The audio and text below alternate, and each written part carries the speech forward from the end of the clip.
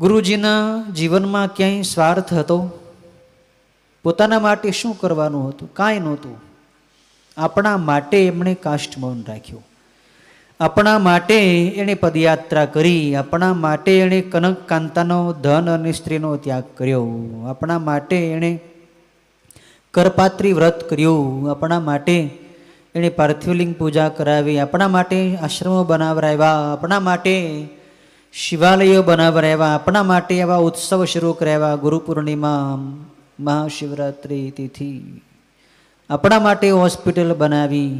ગુરુજીને કંઈ પોતાની સારવાર કરવા માટે ગુરુજી હોસ્પિટલ બનાવી હતી? નહીં. ગુરુજી તો શિવ સ્વરૂપ હતા.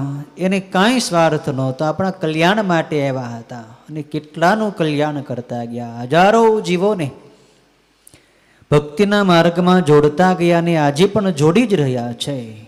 ગુરુજીની શક્તિથી, ગુરુજીની ભક્તિથી, ગુરુજીના તપથી આજે પણ હજારો જીવો, નવા નવા માણસો આવે છે, પૂજામાં આવે છે, શિવાલયોમાં આવે છે, આશ્રમમાં આવે છે, સત્સંગમાં આવે છે, ગુરુજીનું નામ સાંભળીને આવે, હોસ્પિટલે આવે છે.